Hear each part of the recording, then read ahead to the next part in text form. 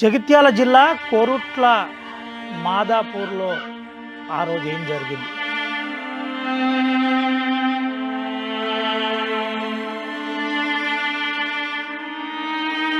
వైష్ణవి హత్యకు ప్రణాళిక రూపొందించింది ఎవరు? తల్లిదండ్రులు ఏం చెబుతున్నారు? చంపుడు మాత్రం నలుగురు బరాబరి ఎంపీలు, నలుగురికి ఉరిశిక్ష పడాలా, వాళ్ళని ఒక్కళ్ళని కూడా ఇసబెట్టద్దు. నలుగురు ఎంపీల కేసు ఇది. 13 మంది అన్నదమ్ములు ప్రస్తుతం ఏ విధంగా మాట్లాడుతున్నారు? నేను చట్టమే ఎన్కౌంటర్ కానీ ఉరిశిక్ష కానీ తక్షణమే చేసిరనుకో,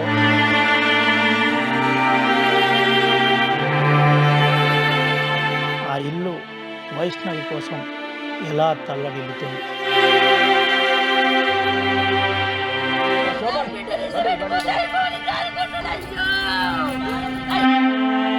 ఏడపడకుండా కోసి ఈడగొడిచి ఈడ బండి కొట్టి చంపి, తల్లి మాటిని అన్నమ్మ మాటిని ఒకటై వచ్చి చంపి పోయింది.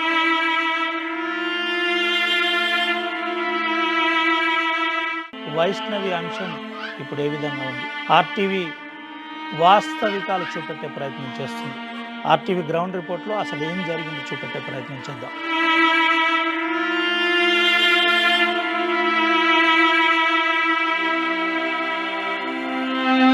తల్లితో కూడా ఒకసారి మాట్లాడిద్దాం. అసలు నిజంగా ఈ అంశంలో తల్లి కన్నీటి పర్వం అవుతుంది. గంధం వైష్ణవి మాదాపూర్ గ్రామంలో ఉన్నాం మనం. ఈ సమయంలో మాట్లాడించద్దు, కానీ మాట్లాడించక తప్పదు.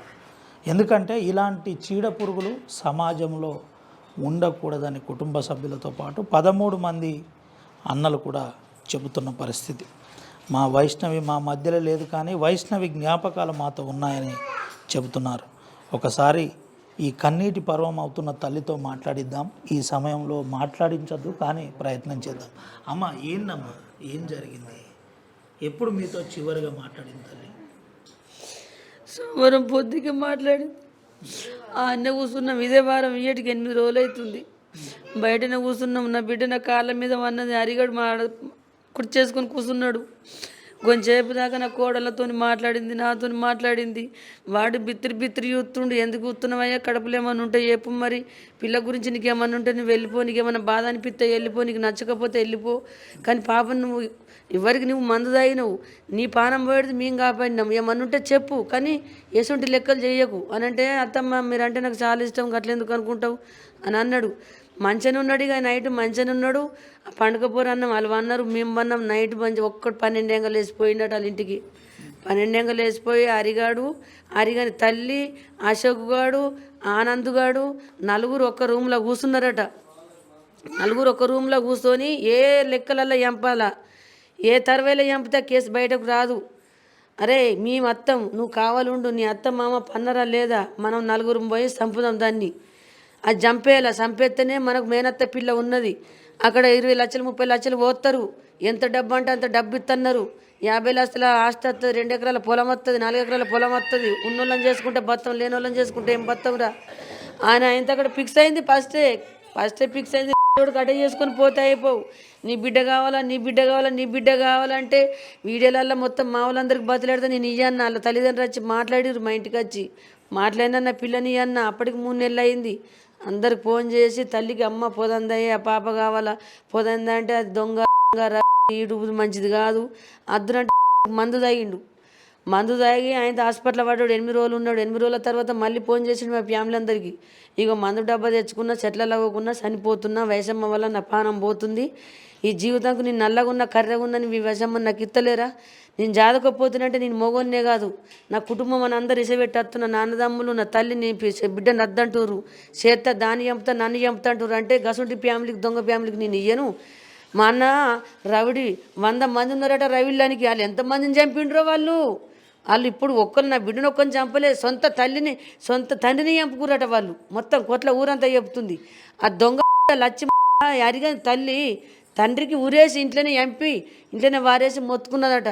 మందందరు చెప్తున్నారు మొత్తం. వాళ్ళు కడ్లు బాగా కడ్లు. ఆ మ్యాటర్ నాకు తెలక ఆయన కొడుకు మందు తాగినాక అయ్యో కలకలని మా అందరికి ఫోన్ చేస్తే అత్తమ్మ నేను అత్తున్నంటే నువ్వు నా ఇంటికి వస్తే మరి కాదు ఉండదు నీకు అయ్యేలా నువ్వు మందు తాగినావు ఏ గొంతలో వచ్చినా మళ్ళీ మందు తాగుతావు మరి నా బిడ్డను చంపుతావు నీకు అని 10 సార్లు చెప్పంగా కూడా వచ్చిండు అందరి కాళ్ళ మీద పడ్డాడు కాలు మొక్కుతా దండం పెడతా తప్పు లేదు నేను తప్పు చెయ్యను నేను మళ్ళీ మా వాళ్ళ ఇంటికి పోను మీ ఇంటికనే వాడు ఉంటా నువ్వు ఎంత ఇస్తే గంత అని నా ఇంటికాడ వాడు ఉండి చేసి 2-3 నెలల దాకా మంచిగా ఉన్నాడు ఫస్ట్ 2 నెలలు అయినాక ప్రెగ్నెంట్ తీపిచ్చిండు ప్రెగ్నెంట్ తీసినాక మళ్ళీ ఆయనతో నా బిడ్డ నాకు చెప్పలేదు నెల అయినాక చెప్తే నేను బేరిచ్చిన చిన్నగా బేరిచ్చిన పెద్దగా బేరితే ఏమన్నా చేసుకుంటాడు ఏమంటే చిన్న పిల్లని ప్రెగ్నెంట్ తీపిచ్చిన అత్తమ్మ చిన్న పిల్లని ప్రెగ్నెంట్ తీపిచ్చిన అంటే మళ్ళీ సరిచినప్పుడు తప్పు చేయకన్నా సరే అన్నారు మళ్ళీ ప్రెగ్నెంట్ అయింది ప్రెగ్నెంట్ అయినాక ఆయనతో ఇక మళ్ళీ మా సిటీతో ఏమన్నాడు కట్నం పోయామని మీ అమ్మని కట్నం పోయామని అంటే బండి కొనిచ్చిన సార్ నాకు ఉన్నంతలో పెడతా నేను బండి కొనిచ్చిన ఈ ఇంట్లో అమ్ముకున్నా నేను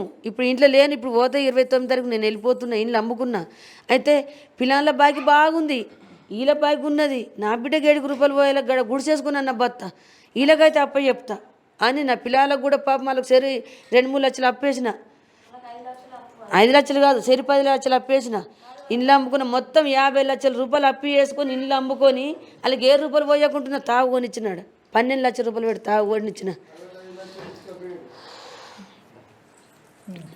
కొడుకు ఏం చేసిండు ఇక అన్న అయిపోయినాయి ఇంత చిన్నగా లొల్లి పెట్టుకుంటా నాని నీకు ఏం కావాలంటే నాకు డబ్బు కావాలన్నాడు వాళ్ళు చెప్పారు నీకన్నా మా అన్నదమ్ములు చెప్పారు డబ్బు అయితేనే నీ బిడ్డని నా ఇంట్లోకి రానిస్తా నీ బిడ్డ మా ఇంట్లోకి రానిస్తారట లేకపోతే చంపేస్తారంట అంటే అబ్బాయి ఇది 7కి వస్తుంది అనుకున్నప్పుడే 7కి వస్తుంది దయచేసి అల్లుడు కూకుండా పెట్టిన దరద కాడ పోన్రి నువ్వు వెళ్ళిపో నా బిడ్డ నీకు తోలంప అంటే ఇది ఒక రోజు తోలకపోతా మా అమ్మ దగ్గరికి చూడు ఇంకా అని నా బిడ్డను తోలుకొని పోయినాడు అత్తగారింటికి పోయినాక ఈ ఇద్దరు కూర్చొని అత్తమ్మ లొల్లొద్దు గొడవద్దు అందరం కలిసిమెలిసే ఉందాం ఇక మనకు నేను ఈడికి వస్తున్నా ఒక రూమ్లో సామానంతో ఒక రూమ్లో పెట్టుకో ఈడికి వస్తున్నా అంటే సరే అన్నది వాళ్ళ అత్తమ్మ కిచెన్లోకి ఏంది కారం పొడి డబ్బు తెచ్చింది మొక్కను కొట్టింది నా బిడ్డ మొక్కనికి కొట్టి కొట్టురు అదే రోజు చంపుతురు నా బిడ్డని ఆనంద్ గడు కూడా ఉరికొచ్చిండంట ఎయిరా సంపుర్రా ఇదే సంచురా సంపుర్రా ఆనంద్ గాడు అశోకు గాడు ఇదే సంపుర్రా అనే వారికి నా బిడ్డ జడాయించుకొని ఒక పిల్లని తోలుకొని పోయింది జడాయించుకొని బయటకు వచ్చినాక ఆయనతో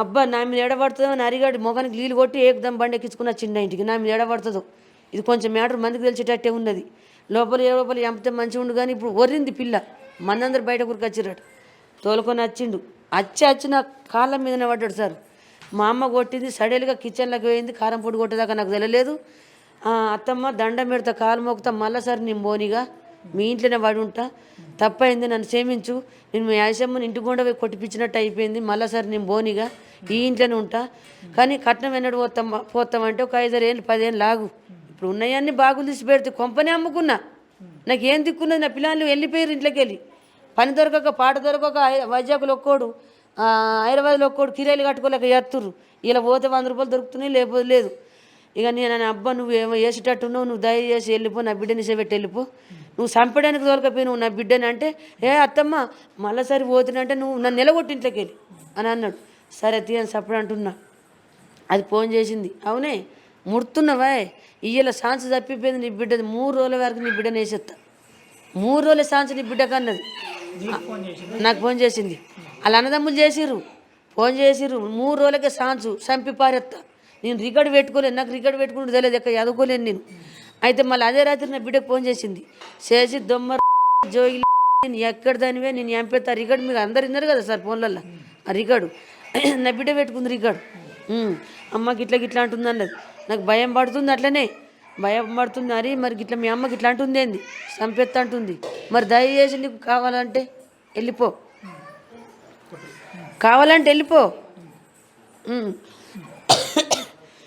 కావాలంటే వెళ్ళిపో కానీ నువ్వు నా ఇంట్లో ఉండుడద్దు నీ కుటుంబం నా పిల్లల్ని చంపుడద్దు నా బిడ్డను చంపినట్టు నన్ను కూడా చంపుతారు ఇక మీరు ఏటేటో సైకో ఉన్నారు మీరు ప్లాన్ మీద చంపుతారు సైకో ఏం కాదు మీ అన్నదమ్ములు గుణాలను పట్టుకొని తిరుగుతారు ఫుల్ సపోర్ట్ ఎమ్మెల్యే అంటారు ఎమ్మెల్యే సపోర్ట్ తప్పులు చేస్తే ఎమ్మెల్యే సపోర్ట్ చేయడు ప్రతి ఒక్కళ్ళు ఎవరైనా సరే నేనైనా సరే ఎవరైనా సరే మనిషి న్యాయంతోనే మాట్లాడాలి దేవుడు కూడా మనం క్షమిస్తుంది లాని దొంగని సేరదీసి ఇది తప్పు కాదు ఒప్పు కాదు తప్పేసిన వాళ్ళని సేరదీస్తే మాత్రం సారు అది దయచేసి అది మంచిది కాదు అదే రోజు ఇక సోమవారం అంటే 3 రోజులు సాంచిచ్చిర్రా 3 రోజులు అయినాక 3 రోజులే వాళ్ళ అమ్మల ఇంటికి దార పడుతుండు కరెక్ట్ 12 గంటలకు పోతుండు సారు నేను కనిపెట్టిన నా బిడ్డ లేచింది, అమ్మ ఇట్లా పోతుండమ్మా అని అంటే 3 గంటల దాకా ఆడు ఇంటికి పోయి వచ్చేదాకా కూర్చున్నా. నేను ఇదే సోపల మీద కూర్చున్నాం నా బిడ్డ నేను.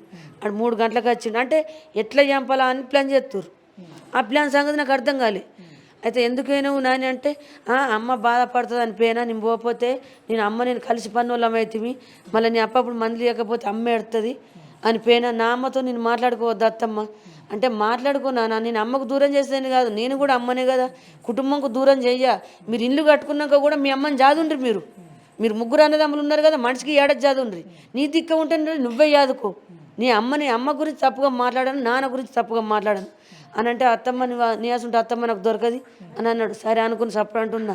సోమవారం రాత్రి మేము బయట కూర్చున్నాం సార్. ఆడు ఆలోచించుకున్నాడు బాగా. నా బిడ్డ అని కొంచెం నవ్వుకున్నాం. నా బిడ్డ నవ్విపించింది, నన్ను అతను మాట్లాడింది సారు.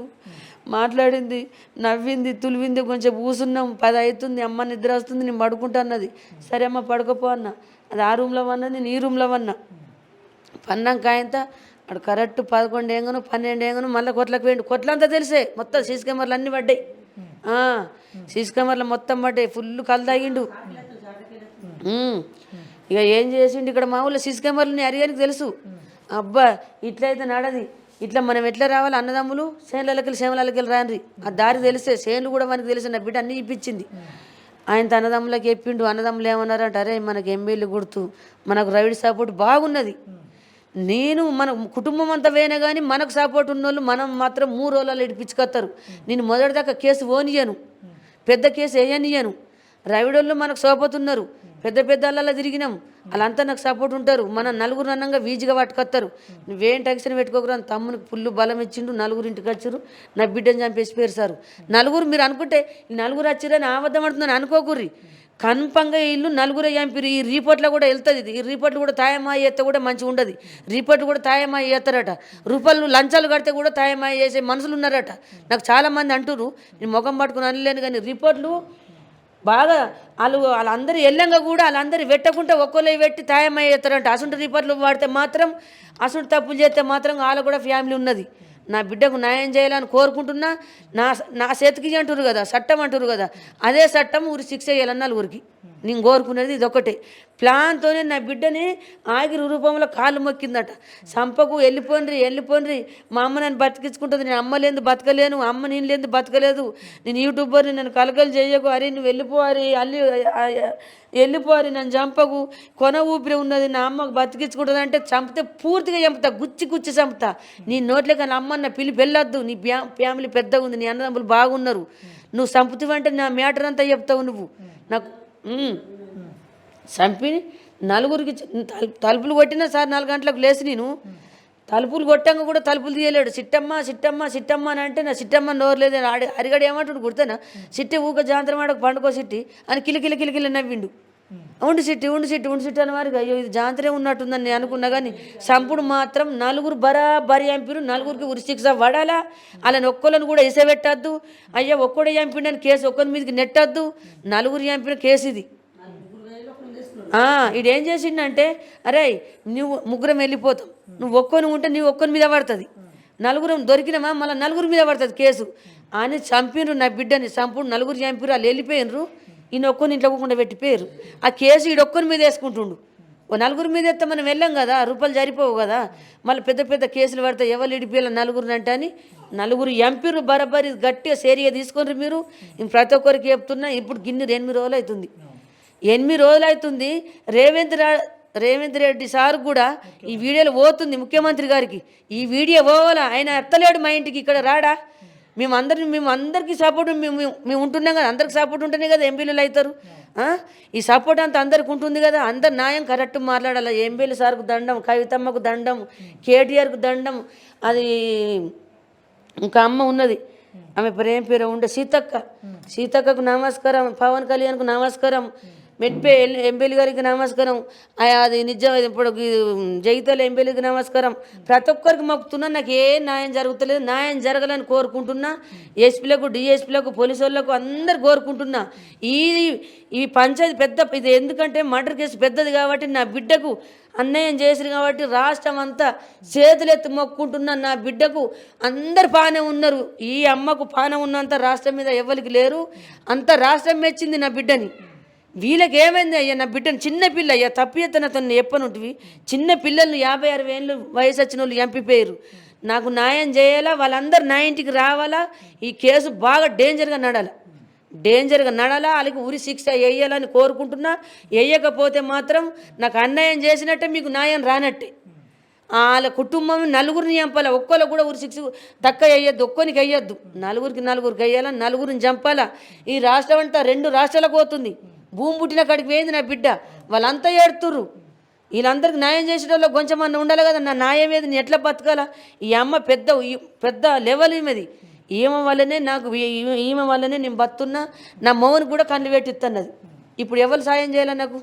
నాకు ఎవరి బలం ఉండాలా? సంపాదించిన తల్లి పోయినాక నా కాలు చేతులు ఇప్పుడు నేను చచ్చేంతకాలం నేను లేస్తానా? ఈ అల్లరకు నేను లేస్తానా? తల్లి లేస్తుందా? నా మొగుడు లేకపోయా, నా మౌని కళ్ళు పోయా. నాకు న్యాయం చేయాలా. రేవంత్ రెడ్డి సారుగా ఎమ్మెల్యే కూడా మా ఇంటికి రావాలా, సీతమ్మ కూడా రావాలా, కేటీఆర్ రావాలా, పవన్ కళ్యాణ్ సార్ కూడా రావాలా. నాకు న్యాయం చేయాలా. నలుగురికి మాత్రం ఉరికి శిక్ష పడాలా. ఇదొక్కటి న్యాయం నాకు. మీకు ఇప్పుడు పోలీసులు ఏమన్నారు? ఇక్కడ ఉన్న డిఎస్పి రాములు గారు కొంత విజన్ ఉన్న వ్యక్తి, మంచి ఆలోచనలతో ఐడియాలజీతో పనిచేస్తారు. మీకు ఏం చెప్పిండమ్మా వచ్చి? ఏం చెప్తలేరు, చేస్తామంటారు సారు. ఏం టెన్షన్ పెట్టుకోకు, నీకు న్యాయం చేస్తాం, తగిన శిక్షను వేస్తాం. తగిన శిక్ష సారు, కుక్కని పందిని చంపితే తగిన శిక్ష వేయండి. మనుషులు సార్, వీళ్ళు మనుషులు. అదే మరి నేను చెప్తున్నా, శిక్ష ఎత్తామని అంటారు కదా, అదే శిక్ష నాకు వేయండి. నేను వాళ్ళ నలుగురిని మళ్ళీ ఈ మాట అంటేనేమో ఈ మాట అనద్దు అంటారు సారు. మరి వాళ్ళ నలుగురిని నేను గౌరవించాలా, చట్టాన్ని గౌరవించాలని ఈ న్యాయాన్ని చట్టంగా చెప్తున్నా. ఆ చట్టం చేతుల్ని పెట్టుకొని నేను చంపుతాను, నేను అంటలేను. ఇప్పుడు అన్నగావచ్చు అన్ని వీడియోలల్లా, ఇప్పటి నుంచి అనను. చట్టం వాళ్ళకు ఉరి శిక్ష వేయాలి. అలా నలుగురని చంపితేనే నాకు న్యాయం చేసినట్టు. చివరిగా చిట్టమ్మ మీతో ఎప్పుడు మాట్లాడిందాం? సాయంత్రం 10 గంటలకు చిట్టమ్మ సోమవారం సాయంత్రం 10 గంటలకు మేము బయట కూర్చున్నాం. నా దగ్గర ఇక్కడ అన్నది చిన్న కోడలు చిన్న వదినకు ఫోన్ చేసింది, పెద్ద వదినకు ఫోన్ చేసింది, చిన్న పిల్లలతో నవ్వింది. నాకు చిన్న పొట్ట పెరుగుతుంది, ఇలా పాప ఉన్నారు సానియా, నా కొడుకు పుడితే 2 బిడ్డలు నా కొడుకుకి వేసుకుంటుంది. నా చిన్న కొడుకుకి 2 బిడ్డలు పుట్టిర్రు, నా పెద్ద కొడుకుకి బిడ్డలే. వాళ్ళకి పని లేక పాటలేక వాళ్ళు ఒక్క సాగు చేస్తుర్రు. ఈ పిల్ల నవ్వుకుంటా, నేను చేస్తా మిమ్మల్ని, నేను యూట్యూబర్ని అవుతున్నా, మిమ్మల్ని అందరిని బతికిస్తా, చిన్నోని కూడా బతికిస్తా, చిన్నోని దేశం దోలంపుతా, మీరు ఏం టెన్షన్ పెట్టుకోకూరి. నేను కూడా లేస్తే మాత్రం నా ఇంటికి నేను సపోర్ట్ ఉంటా, నేను బాగులు తెంపుతా, అప్పులు తెంపుతా, అన్నదమ్ములకు సహాయపడతా, తండ్రికి కన్ను పెట్టిస్తా అని ఆ రాత్రి ఆడ మాట్లాడింది. ఈ హరిగాడు కూడా ఇంటుండు. మా ఈయన కూడా సిట్టి, నా కళ్ళు వేనే సిట్టి, కళ్ళు పెట్టి ఎల్బీ ప్రసాద్ హాస్పిటల్కి పోతే ఆపరేషన్ చేస్తే మోహన్ కళ్ళు 2 వేని గింతంత ఒకటి సిగ్నల్ కనిపిస్తుంది. అది 4 రోజులైతే ఆయనతో పోతుందట. అదే శివర్ మాటలు. మళ్ళీ పొద్దుల ఎత్తే సేవమైంది. గవే శివర్ మాటలు సారు. దయచేసి దండం పెడతా, కాలు మొక్కుతున్నా. నా బిడ్డకు ఫ్యాన్స్ ఎంత పబ్లిక్ ఉన్నారో వాళ్ళందరు కాలు కూడా నేను మొక్కుతా. వాళ్ళకి అన్ని కోటి దండాలు నేను పెడుతున్నా, రాష్ట్రం అంతా దండం పెడుతున్నా. నా బిడ్డకు న్యాయం చేయాలి, అందరు సపోర్ట్ ఉండాలా, వాళ్ళకు ఉరి శిక్ష వేసేదాకా అందరు పట్టుబట్టాలని కోరుకుంటున్నా. నాకు నా బతుకు లేకపోతే ఈ అమ్మకు వాళ్ళు న్యాయం చేయకపోతే మాత్రం నేను ఎన్ని సంవత్సరాలు కూడా మొత్తం పోలీస్ స్టేషన్లో కూకుంటాను. నలుగురిని చంపితేనే నేను ఇంటికాడ ఉంటా. అలా నలుగురిని చంపకపోతే మాత్రం నేను ఎక్కడ మొదటి దాకా పోతాను, నా పానం పోయినా సరే. నలుగురు బాగా డేంజర్ సార్. వాళ్ళు మొగన్ని చంపుకున్నది అరిగని తల్లి. వాళ్ళకు నలుగురికి శిక్ష వేయాలని కోరుకుంటున్నా. ప్రజలందరికీ చెప్తున్నా, వాళ్ళకు రవిడిగాళ్ళు ఉన్నారట, గుండగాళ్ళు ఉన్నారట, ఎమ్మెల్యే సపోర్ట్ ఉన్నారట. ఇప్పుడు గుండగాలు కూడా సపోర్ట్ చేయొద్దు. అది ఆనంద్ కానీ అశోక్ కానీ వాళ్ళని దోస్తులైనా క్షమించద్దు. వాళ్ళకి ఎవడు సపోర్ట్ ఇవ్వకుండ్రి, పోయాలని బెలి మీద దేకుర్రి. మీరు పాపం కట్టుకుంటారు, మీరు ఆగం అవుతారు. వాళ్ళని తెత్తురంటే, పాపత్కులను తెత్తురంటే వైకిళ్ళ సార్ కూడా చెప్తున్నా, దోస్తులకు చెప్తున్నా, ఎమ్మెల్యే సార్కు చెప్తున్నా. మధ్యలో ఏమైనా సపోర్ట్ ఉంటారు చూడు, పేర్లు తెలియదు నాకు. కానీ అరిగానికి అయినా కానీ, లచ్చికైనా కానీ, అశోకు ఆనంద్ కానీ భూమి మీద ఎవరు సపోర్ట్ చేయొద్దు, బెలి మీద దేవద్దు. అయితే సత్తరా అందులోనే యావని, తీత్తరా ఉరి తీయని. వాళ్ళు బయట కంటికి కనిపించద్దు, ప్రజలలో తిరగద్దు. వాళ్ళు బరాబరి యావాలని కోరుకుంటున్నా. బరాబరి పాపత్కులు అయితేనే వాళ్ళని బయటకు తీసుకురావాలి. పాపత్కులు అయితేనే వాళ్ళకి పిల్లలు జల్లలు లేకపోతే నా శిక్ష నాసుంటు పిల్లలు ఒడగొట్టుకున్న వాళ్ళు అయితేనే వాళ్ళని ఆనంద్ కానీ, అశోక్ కానీ, లచ్చిని, అరిగాన్ని పాపత్కులు అయితేనే వాళ్ళని బయటకు తేవాలా. న్యాయం నా అక్కడ నడలని చెప్తున్నా. లాయర్లకు కూడా నమస్కరించి చెప్తున్నా. రూపాయలకు మీరు మోసపోకుర్రి, లంచాలకు మోసపోకుర్రి. ఏ పెద్ద పేదవికి కన్నా 4 రూపాయలు ఇస్తే మీరు లొంగకుర్రి.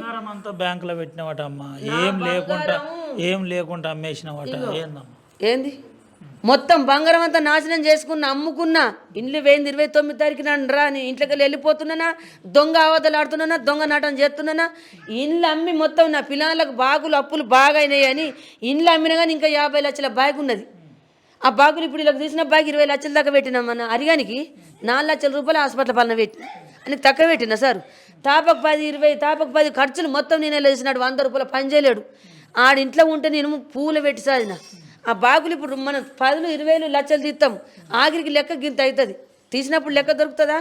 నా బాధలు మీకు తెలుతలేవు. నా దొంగ మాటలు అట్లా అనుకోకూరు సారు. దండం పెడుతున్నా. చెల్లె ఈ ఫోటో ఎప్పుడు దిగిందమ్మా చివరిగా? ఇగో ఈ ఫోటోవా, అదేమో లగ్గం ఫోటోవా.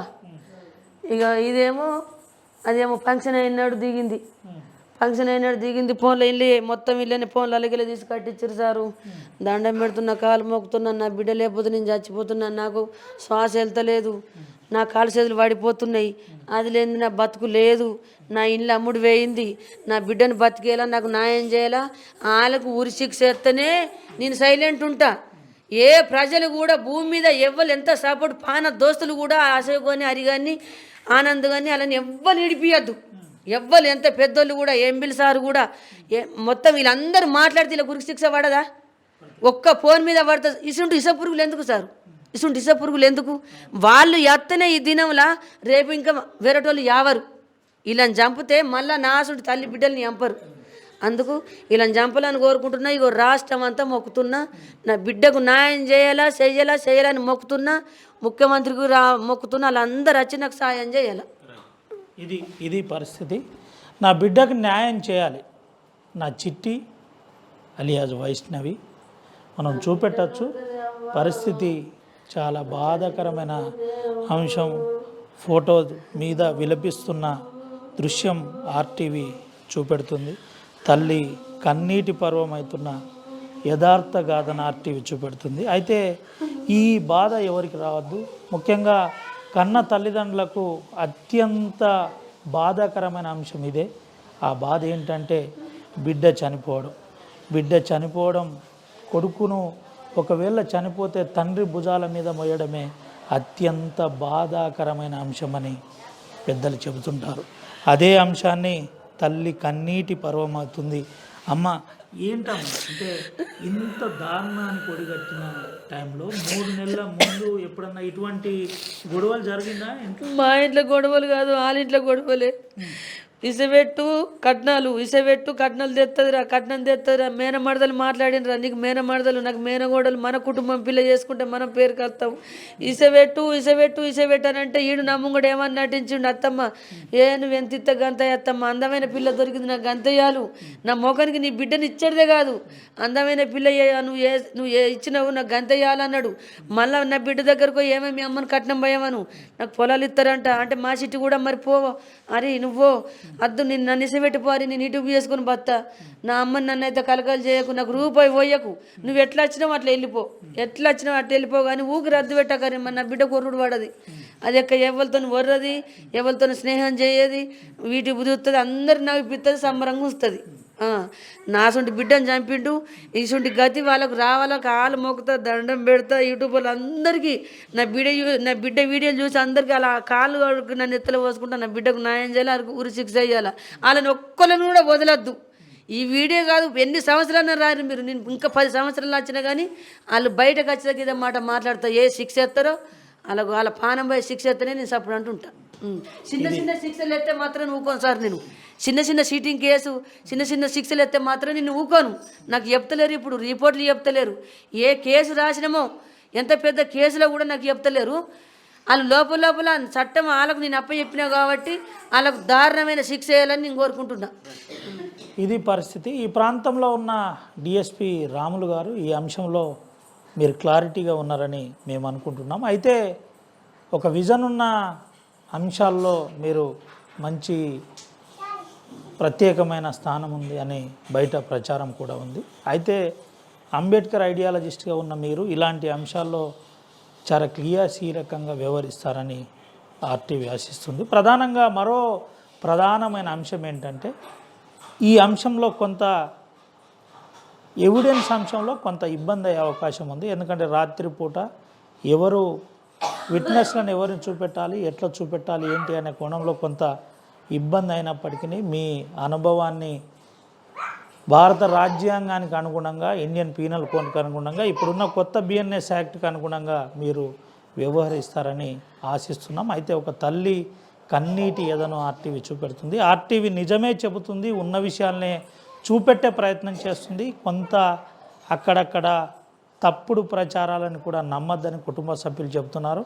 మా బిడ్డ ఎటువంటి తప్పు చేయలేదు, మళ్ళీ చెబుతున్నాను, మా బిడ్డ ఎటువంటి తప్పు చేయలేదు. మా బిడ్డ ఎప్పుడు కూడా మా కోసం ఈ ప్రాంతంలో ఉన్న అంశాలు ఎప్పటికప్పుడు యూట్యూబ్లో పెడుతూ సమాజాన్ని జాగృతి చేసే ప్రయత్నం చేసింది. సమాజంలో ఒక ఎంటర్టైన్మెంట్గా తన మారాలనుకుంది. ఆ రెవెన్యూ ద్వారా కుటుంబాన్ని పోషించాలని అనుకుందని కన్న తల్లి చెబుతుంది. ఒకసారి అమ్మ ఉంది, అమ్మతో కూడా మాట్లాడించే ప్రయత్నం చేద్దాం. ఏది ఏమైనప్పటికీ ఈ అంశంలో ఈ గ్రామస్తులు చాలా సీరియస్గా రియాక్ట్ అవుతున్నారు. మాకు ఈ కుటుంబానికి న్యాయం చేయాలని చెబుతున్నారు. 13 మంది అన్నలం ఉన్నాం, మేము గౌరవిస్తున్నాం ఈ ప్రభుత్వాన్ని, ఈ వ్యవస్థను, ఈ పోలీస్ వ్యవస్థను గౌరవిస్తున్నాం, జ్యుడిషియరీని గౌరవిస్తున్నామని చెబుతున్న పరిస్థితి కనబడుతుంది. ఏది ఏమైనప్పటికీ వెంటనే మాకు సత్వర న్యాయం జరిగే విధంగా ముఖ్యమంత్రి రేవంత్ రెడ్డి కూడా స్పందించాలని కన్నతల్లి ఆర్టీవీతో చెబుతున్న పరిస్థితి కనబడుతుంది. ఓటు